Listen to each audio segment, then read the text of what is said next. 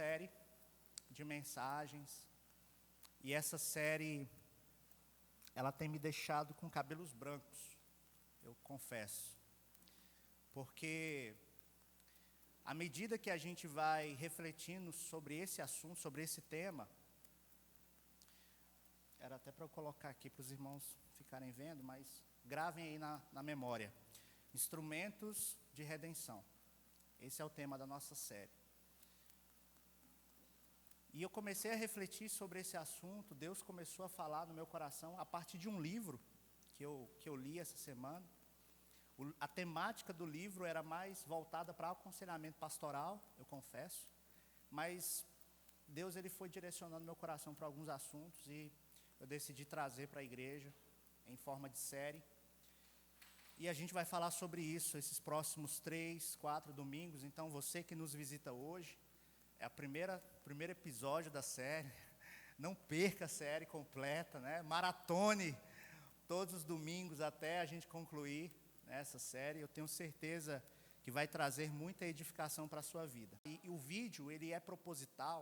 Os irmãos podem perceber que a gente encontra lá muitos instrumentos ou ferramentas. Eu confesso que o meu desejo era colocar ferramentas de redenção, mas eu não gostei muito de como ficou, e eu preferi usar instrumentos. Mas instrumento, na verdade, a ferramenta é um instrumento que nos ajuda e nos auxilia nas nossas atividades. Então, é basicamente a mesma coisa.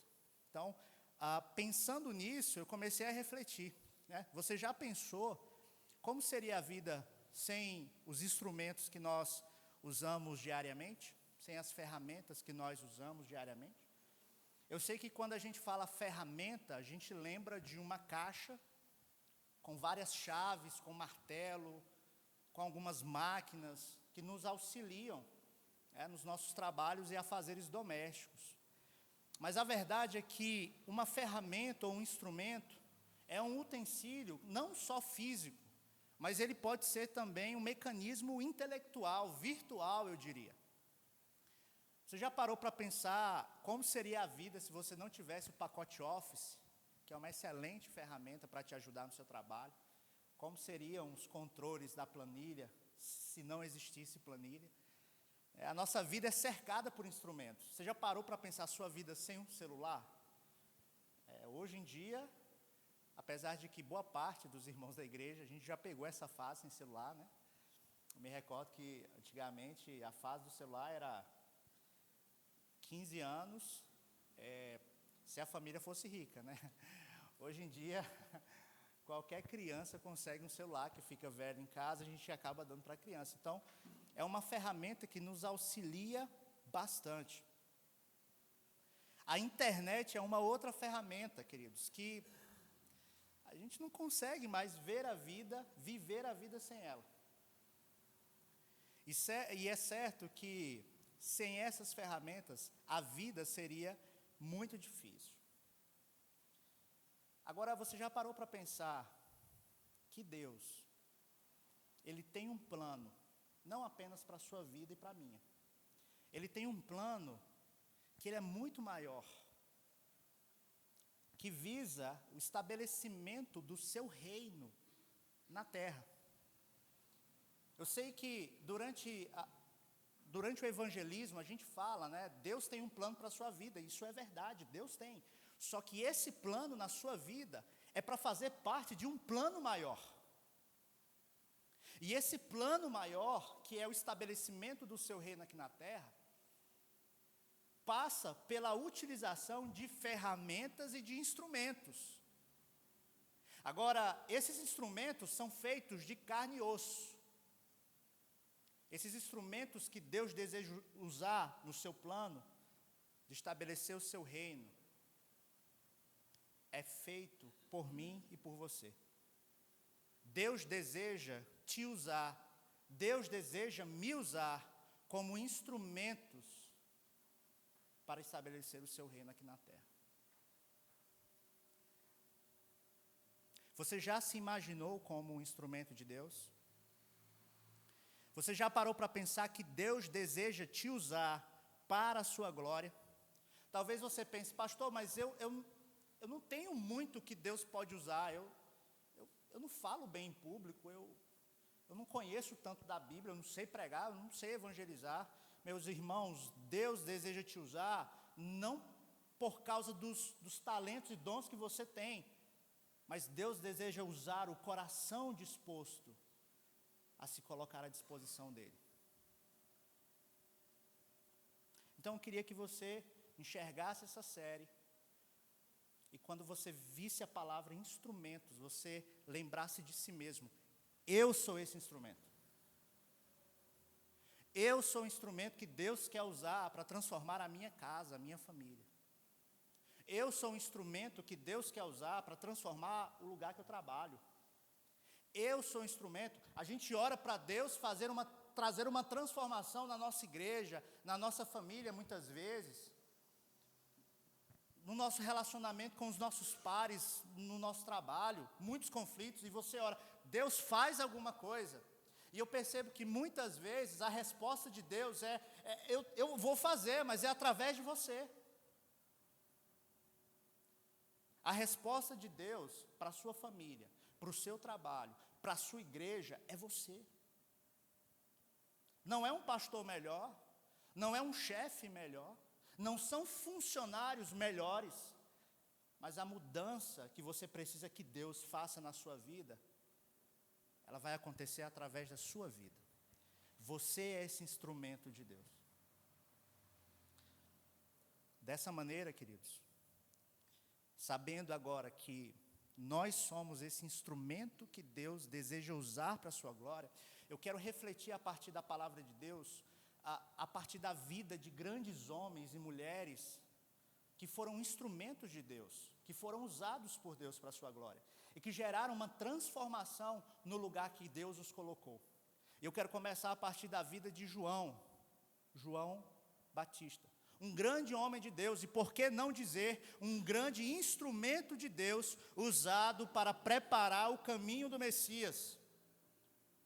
João Batista foi o homem sobre o qual Jesus disse: de todos que nasceram de mulher, nenhum é maior do que João Batista. Eu te pergunto, que milagre João Batista fez? Que dons João Batista tinha? Que habilidades João Batista tinha? E ainda assim, Jesus diz a respeito desse homem que entre todos aqueles que nasceram, ele certamente foi o maior. Mas por quê? Porque João Batista compreendeu que ele era um instrumento nas mãos de Deus. Ele se permitiu, ele se colocou à disposição de Deus para cumprir um chamado que veio muito antes dele mesmo existir. Eu não sei se os irmãos lembram da história de João. Os evangelhos, Mateus, Marcos, Lucas e o evangelho de João, não o evangelho de João Batista, não é duas coisas diferentes. A gente está falando de o evangelho de João o apóstolo, e João cita o João Batista.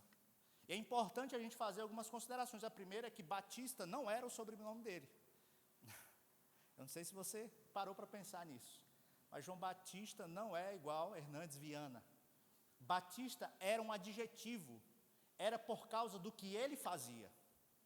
Então a maneira mais correta de se referir a ele seria João o Batista, aquele que batizava, e era exatamente isso que ele fazia. Você deve lembrar da história de João, e eu queria ler com você agora, Marcos capítulo 1.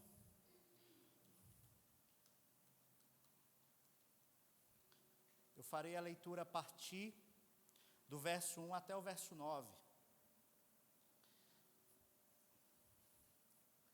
Marcos capítulo 1, do verso 1 ao verso 9, diz assim a palavra de Deus. Alguém viu minha água, irmãos? Eu vou precisar.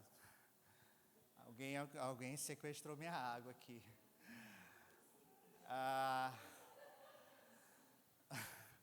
Tudo bem, né? Vamos ler o texto, depois a gente volta para a água. Diz assim a palavra de Deus: este é o princípio das boas novas a respeito de Jesus Cristo, o Filho de Deus. Iniciou-se como o profeta Isaías escreveu: envio o meu mensageiro adiante de ti, e ele preparará o teu caminho. Ele é uma voz que clama no deserto: preparem o caminho para a vinda do Senhor, abram a estrada para ele. Esse mensageiro era João Batista. Ele apareceu no deserto, pregando o batismo como sinal de arrependimento para o perdão dos pecados. Gente de toda a Judéia, incluindo os moradores de Jerusalém, saía para ver e ouvir João. Quando confessavam seus pecados, ele os batizava no Rio Jordão. João vestia roupas tecidas com pelos de camelo, usava um cinto de couro e alimentava-se de gafanhotos e mel silvestre. João anunciava: depois de mim virá alguém mais poderoso que eu, alguém tão superior que não sou digno de me abaixar e desamarrar as correias de suas sandálias. Eu os batizo com água, mas ele os batizará com o Espírito Santo. Vamos orar. Senhor nosso Deus, obrigado, Pai, por essa noite, obrigado pela vida de cada um, ó Deus, que está aqui.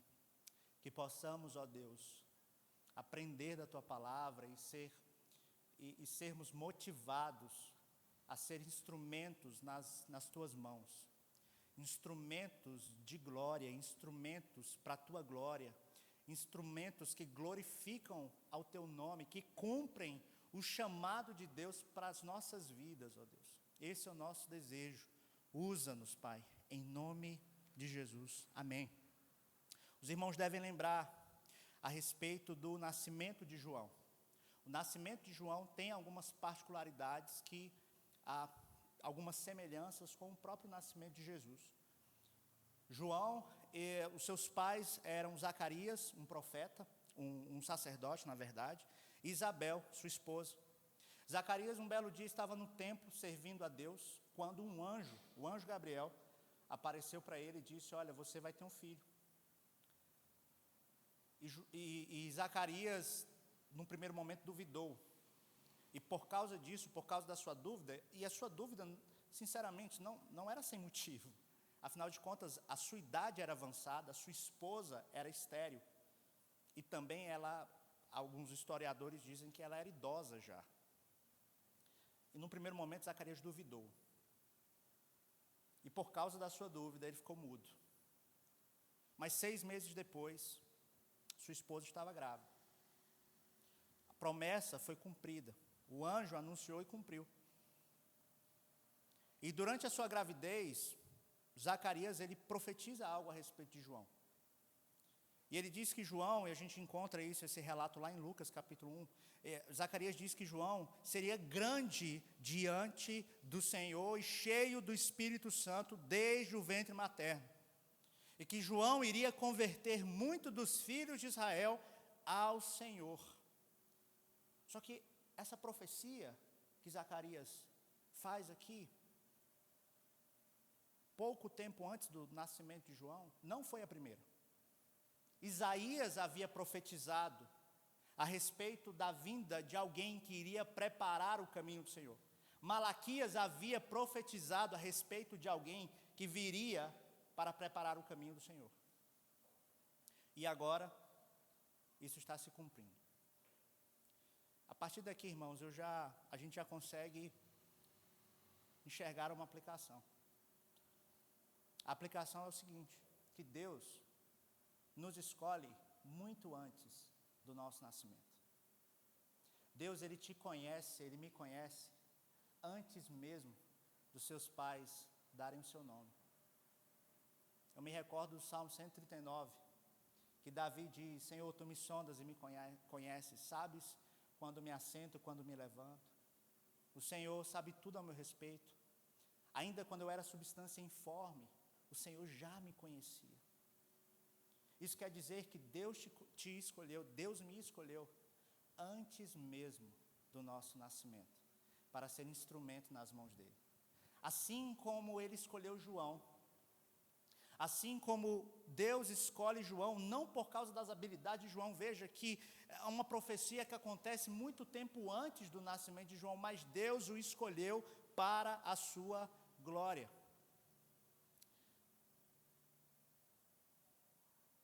sobre a vida de João, nós aprendemos exatamente, em primeiro lugar, isso, que os instrumentos de Deus, eles são escolhidos e enviados pelo próprio Deus. Lá em João capítulo 1, versículo 6, o texto vai dizer que Deus enviou um homem chamado João. Em Marcos, capítulo 1, versículo 2 a 3, que nós lemos, o texto vai dizer, conforme está escrito na profecia de Isaías: eis aí envio diante da tua face o meu mensageiro, o qual preparará o teu caminho, voz do que clama no deserto, preparai o caminho do Senhor, endireitai as suas veredas. É muito interessante quando nós olhamos toda a narrativa bíblica, a história bíblica, a teologia bíblica, nós vemos que Deus envia mensageiros para comunicar a sua vontade aos homens. A gente encontra isso muito no Antigo Testamento. Alguns desses mensageiros foram anjos. Os irmãos devem lembrar do anjo que disse a Abraão: não toque no menino, quando Abraão estava prestes a sacrificar o seu filho. Os irmãos devem lembrar o próprio nascimento de Jesus, que o anjo Gabriel apareceu para Maria e disse: não tenha medo, você dará luz ao Salvador do mundo. Os irmãos devem lembrar que o próprio Zacarias, pai de João, recebeu a visitação de um anjo. Deus enviou seus mensageiros, mas Deus não fez isso apenas por intermédio de anjos. Deus fez isso também por intermédio de homens e mulheres. E aí nós temos grandes profetas em todo o Antigo Testamento. Mas havia uma mensagem que não poderia ser anunciada por anjos. A mensagem da vinda do Salvador do mundo, daquele que seria o Cordeiro de Deus, o que tiraria o pecado do mundo, a mensagem de esperança para toda a humanidade. Deus entregou a um homem, e esse homem é chamado de João. E João, que ainda recebeu o seu chamado no ventre, quando Zacarias também profetizou a seu respeito e disse: e você, meu filhinho, será chamado profeta do Altíssimo, pois preparará o caminho para o Senhor. João foi chamado no ventre da sua mãe para anunciar a vinda do Messias. E sabe qual é a surpresa, queridos? Sabe qual é a maior admiração que nós podemos encontrar? É que o Senhor Jesus disse em Mateus capítulo 28, 19, a mim e a você, Ele disse: vão e façam discípulos de todas as nações, batizando-os em nome do Pai, do Filho e do Espírito Santo. João foi levantado por Deus para anunciar a mensagem de salvação do Evangelho, mas eu e você também fomos levantados por Jesus. Pouco antes, quando ele é assunto aos céus, ele diz: vocês, meus discípulos, vocês vão pregar o Evangelho, vocês vão anunciar a mensagem de salvação em todos os cantos da terra. E vocês vão batizar em nome do Pai, do Filho e do Espírito Santo, vocês vão ensinar todas as coisas que eu tenho vos ensinado. Assim como João recebeu um chamado para pregar e anunciar as boas novas, eu e você compartilhamos desse mesmo chamado. Então talvez você se pergunte: eu não sei qual é o meu chamado, eu não sei como Deus pode me usar, que tipo de instrumento eu sou. Saiba que você é um instrumento para anunciar as boas novas da salvação de Jesus.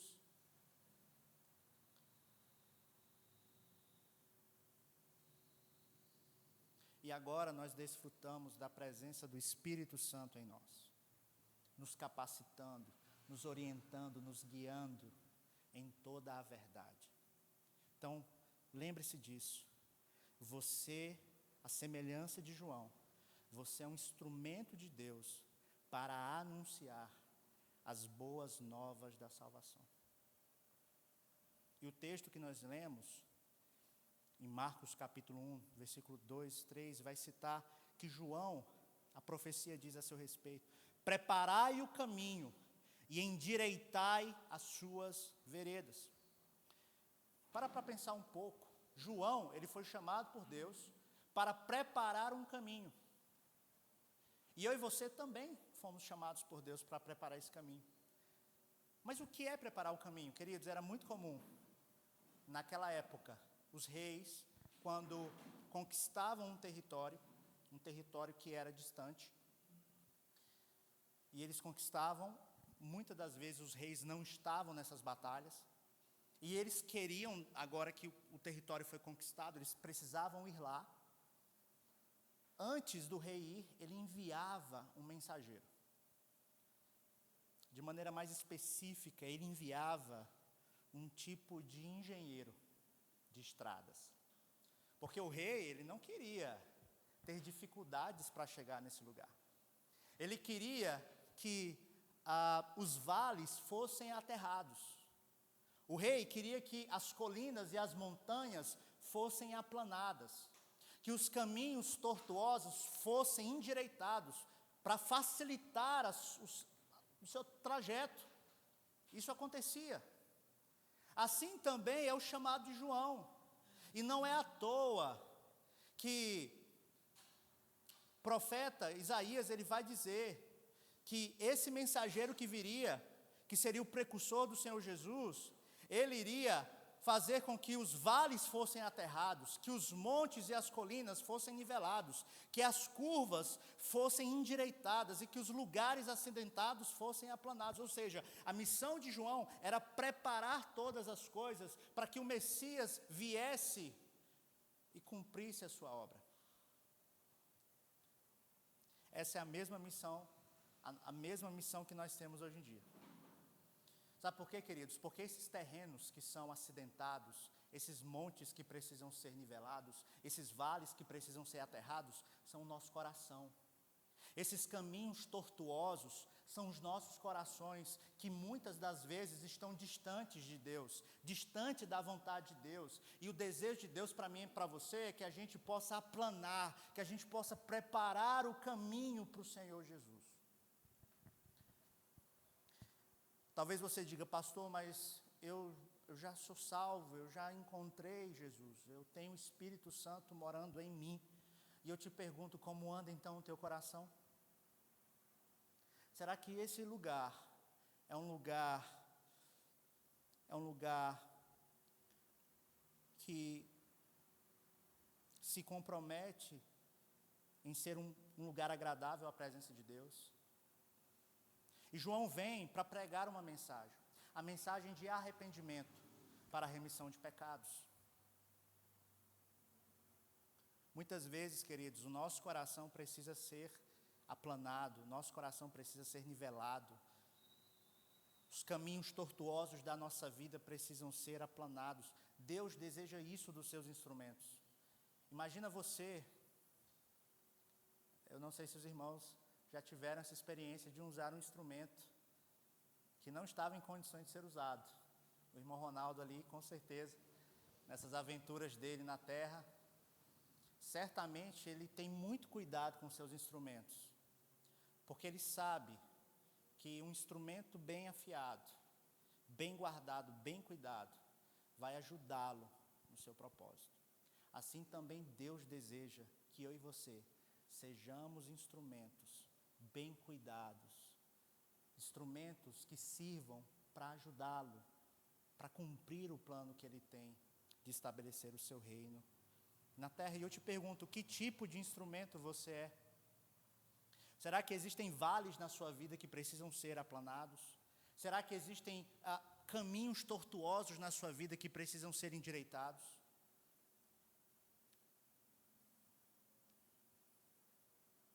João veio para preparar um lugar, para preparar um caminho para o Filho de Deus, o Cordeiro de Deus que tira o pecado do mundo, estabelecer o seu reino. Assim também Deus deseja me usar e te usar. O que a gente percebe, queridos, é que o nascimento de João não foi um acidente, não foi uma surpresa. Assim também como o seu nascimento, o meu nascimento, a minha vida e a sua não é uma surpresa, não foi um acidente. Antes, Deus planejou o seu nascimento, Deus planejou usar você. Deus, por mais difícil, escute aqui o que eu vou te falar, por mais difícil que seja a sua família, Deus escolheu para que você estivesse nela, para você gerar uma transformação. Por mais complicado que sejam os nossos relacionamentos no trabalho, e aí a gente perde os cabelos muitas vezes, Deus escolheu que você estivesse ali, para você gerar transformação. Por mais simples que seja a sua igreja, Deus escolheu ela para que você, nela, gere transformação e mudança. A verdade é que essa série, queridos, eu quero tirar um pouco dessa nossa mentalidade de consumidores. Não, Deus tem um propósito para a minha vida, para a minha família, para a minha casa.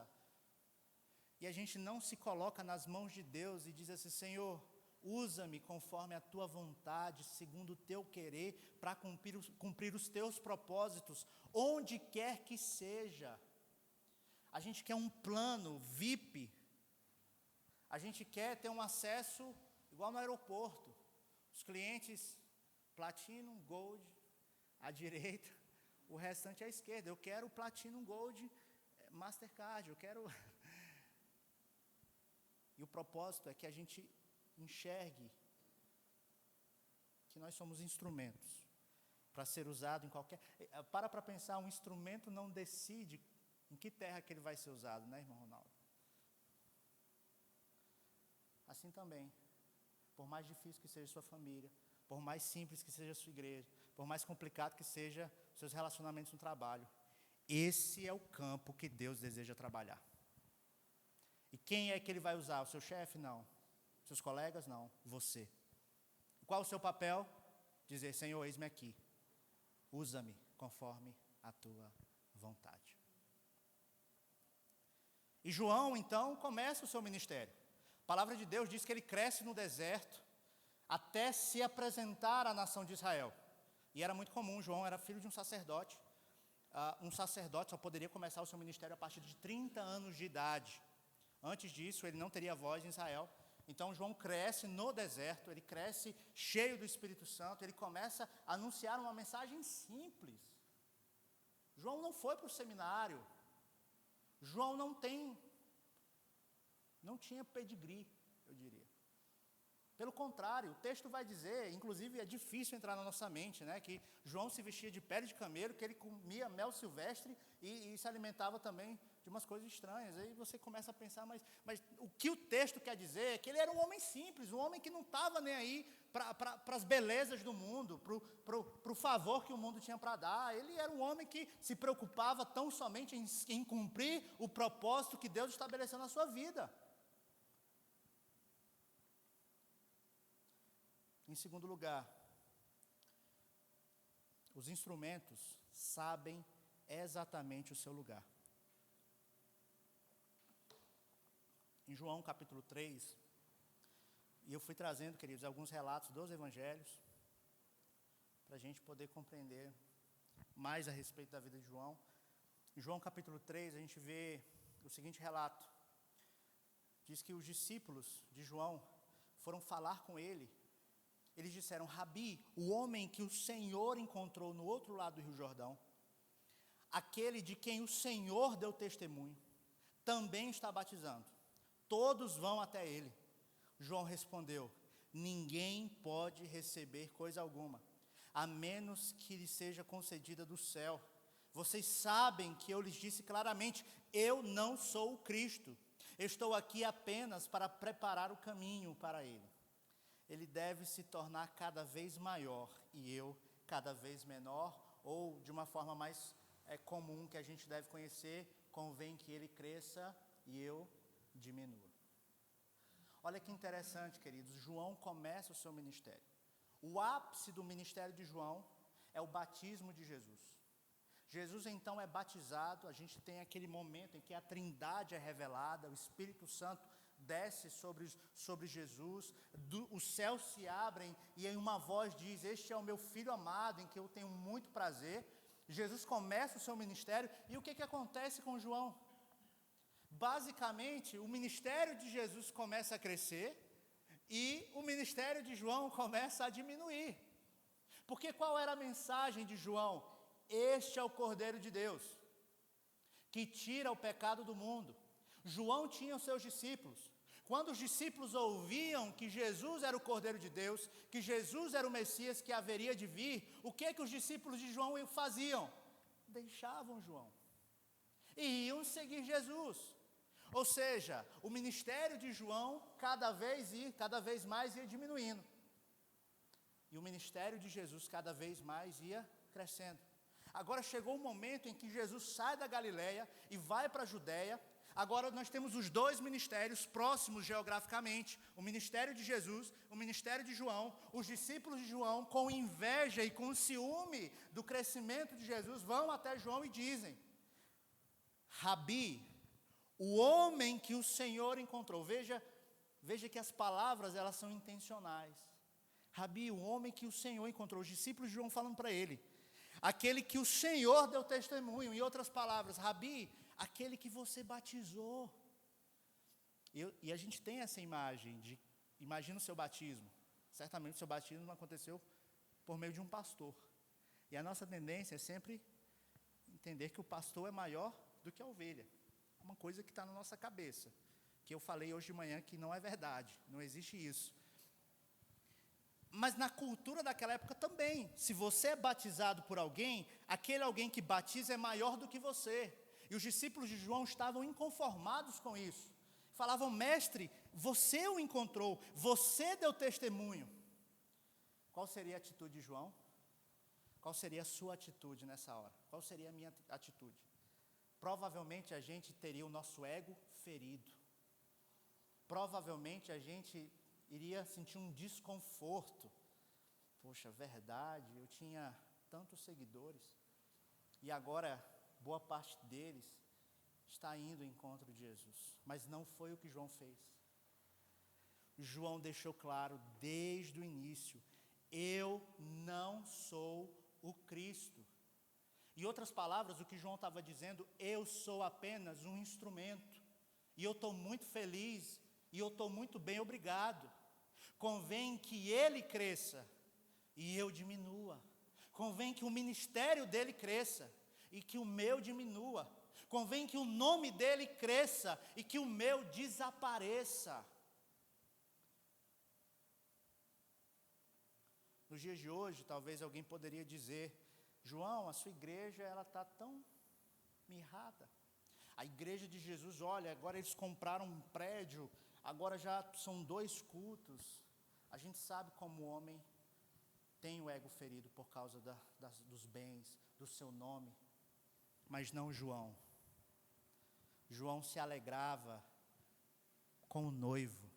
E ele disse: quem tem a noiva é o noivo. Eu sou amigo do noivo e por isso eu me alegro.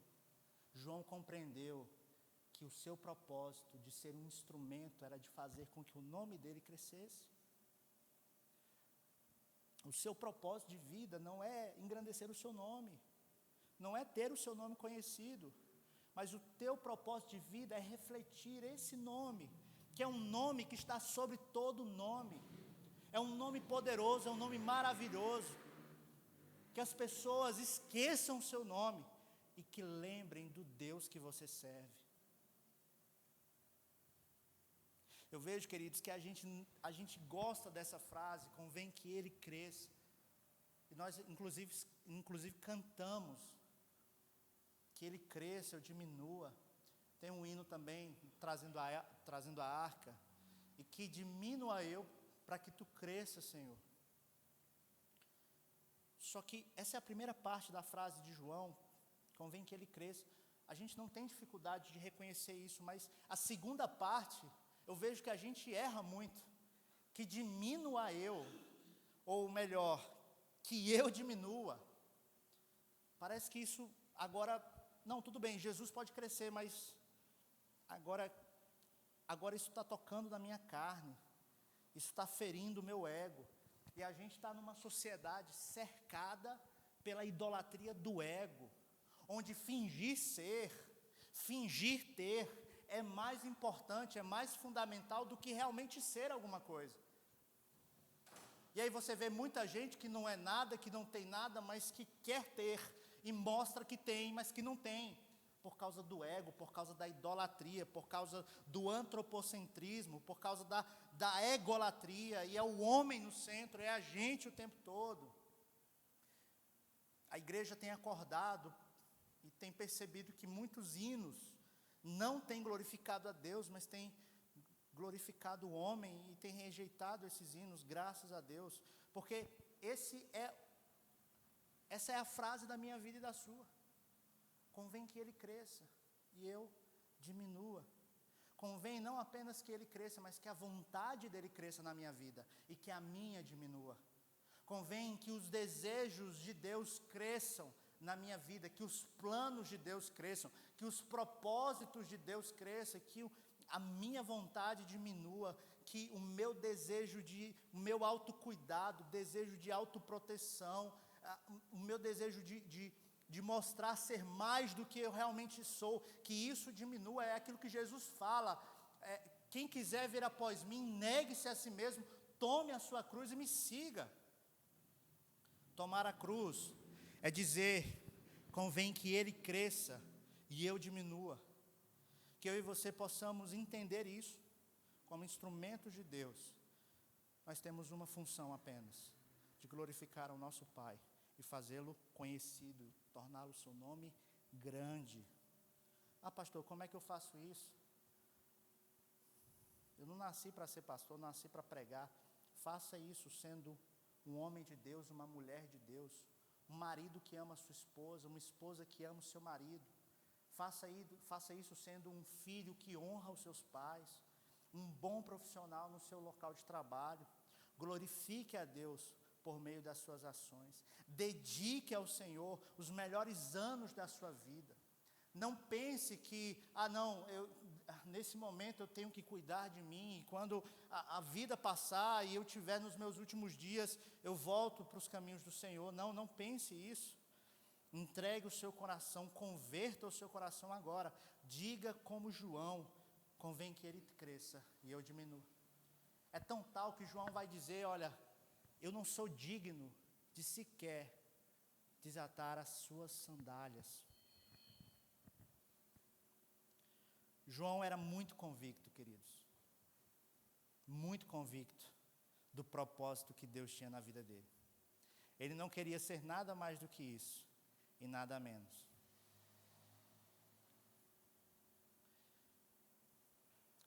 E nós olhamos para João e vemos como ele era humilde.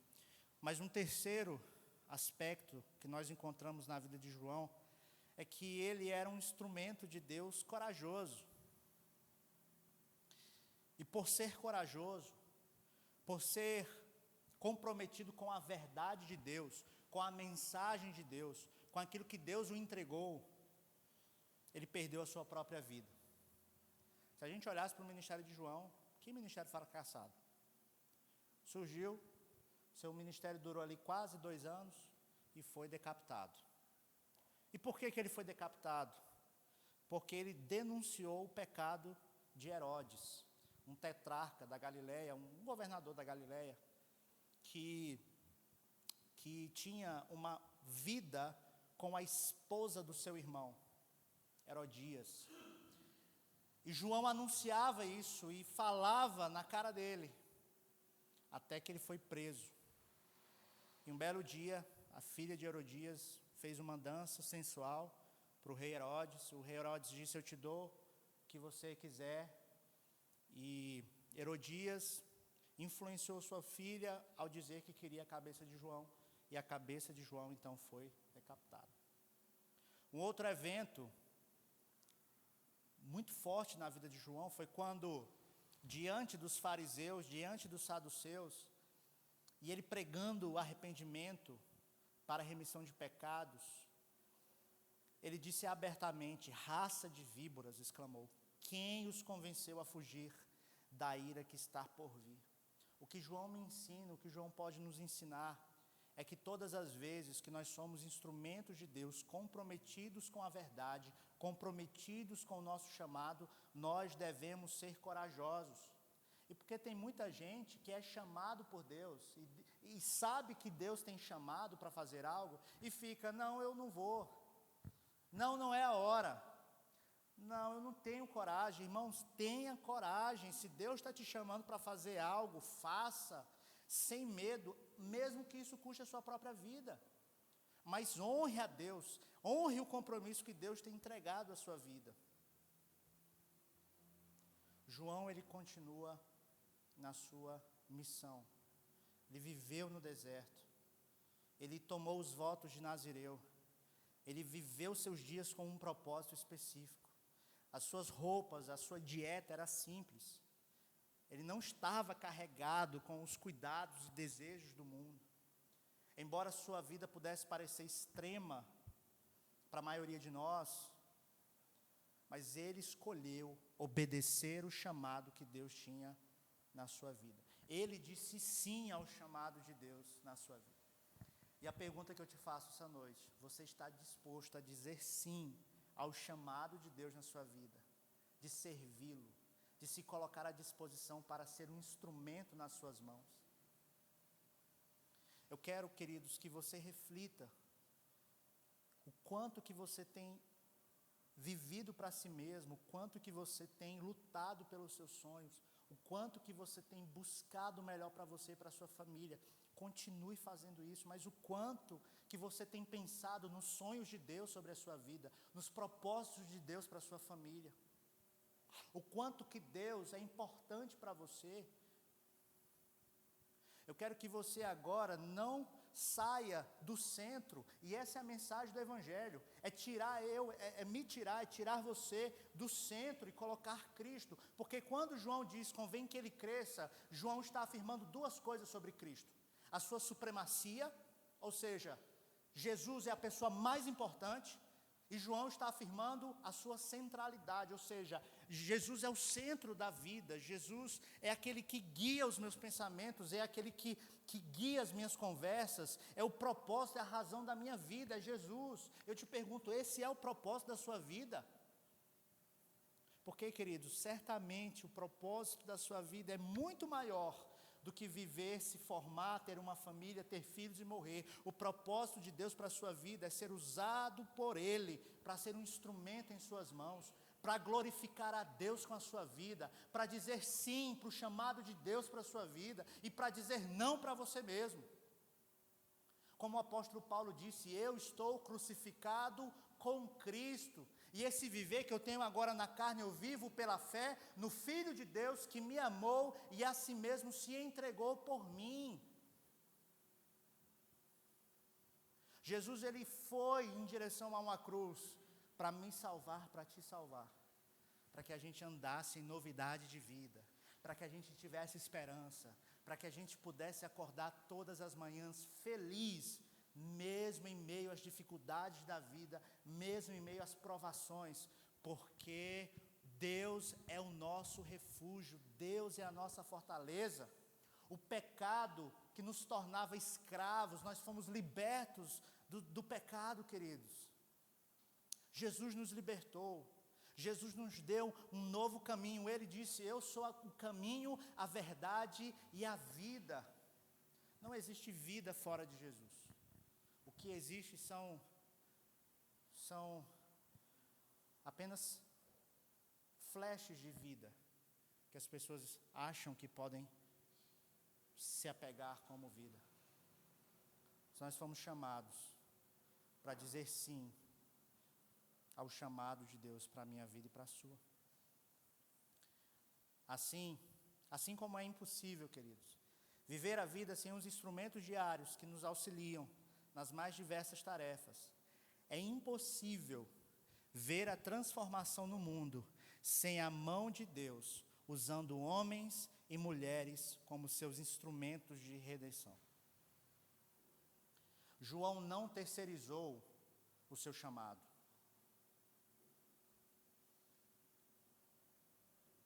Antes, como seu pai havia profetizado sobre o seu nascimento, João foi um grande homem aos olhos de Deus. Veja que honra você ser chamado de um grande homem aos olhos de Deus. Você já imaginou ser chamado dessa forma? uma grande mulher aos olhos de Deus, um grande homem aos olhos de Deus. Talvez esse seja o único título de grandeza que João teve na sua vida. O único título de grandeza que João aceitou na sua vida, não foi ser chamado de Cristo. Não, eu não sou o Cristo. Mas foi ser chamado de um grande homem aos olhos de Deus. Esse é o meu desejo, ser um grande homem aos olhos de Deus. Que seja também o seu desejo, ser um grande homem, uma grande mulher aos olhos de Deus, cheio do Espírito Santo. João não foi cheio de bens, João não foi cheio de reconhecimento, pelo contrário, mas ele estava cheio do Espírito Santo de Deus. Que eu e você também não tenhamos bens, se Deus nos der, amém por isso, mas que uma coisa a gente não abra mão, do seu Espírito, de ser cheio do Espírito, de transbordar do Espírito de Deus. João trouxe uma mensagem de arrependimento e conversão, e levou muitos homens e mulheres, levou muitos homens e mulheres aos pés de Jesus. Isso sempre me confrontou muito, isso sempre chamou minha atenção, como que Herodes prestou atenção a um homem, a um louco no deserto. Herodes prestou atenção, porque por meio da vida de João, por meio das suas obras, como quando ele decidiu ser um instrumento nas mãos de Deus, é impossível as pessoas não notarem. E João chamou a atenção, não só daqueles homens que iam até o Jordão, ouvir uma mensagem de arrependimento e serem batizados para a remissão de pecados, mas João também chamou a atenção da realeza. Assim, que Deus possa também causar um grande impacto na vida das pessoas ao nosso redor e em todos os ambientes que estamos inseridos. João tinha consciência de que ele deveria diminuir e Cristo deveria crescer. Por isso, não deixou-se levar pela tentação de ser reconhecido ou ter uma reputação. Para encerrar, queridos, que você possa refletir sobre isso. Deus te escolheu e te enviou e te comissionou para cumprir uma missão. Deus te escolheu no ventre da sua mãe. Deus te escolheu imperfeito, do jeito em que você é. Coração duro, muitas vezes a gente é dessa forma. Mas são esses instrumentos, muitas das vezes, enferrujados, quebrados. Porque a beleza não está no instrumento, mas a beleza está naquele que nos usa. A sabedoria não está no instrumento, mas a sabedoria vem de Deus. Porque dele, para ele, por meio dele são todas as coisas. A ele, pois, a glória eternamente. Ah, pastor, mas eu não sirvo para muita coisa. Amém, irmãos, é esse o instrumento que Deus quer usar. É aquele rejeitado, porque a loucura do mundo é sabedoria para Deus. Deus escolhe aqueles que não são, para confundir os que são. Essa é a beleza do Evangelho, é como se fosse um reino de ponta cabeça. Se você se sentir inválido, se você se sentir incapaz, é nesse ponto que Deus quer te usar. Porque todas as vezes que a gente acha, que a gente dá conta, que a gente resolve, que Deus nos fez muito bons, a gente está indo contrário àquilo que o João está dizendo. Em segundo lugar, não terceirize o seu chamado. O chamado de Deus é para a sua vida. O chamado de Deus é para a sua vida, não é para a vida do pastor, para te alcançar. Não é para a vida da igreja e da vida da igreja chegar até você.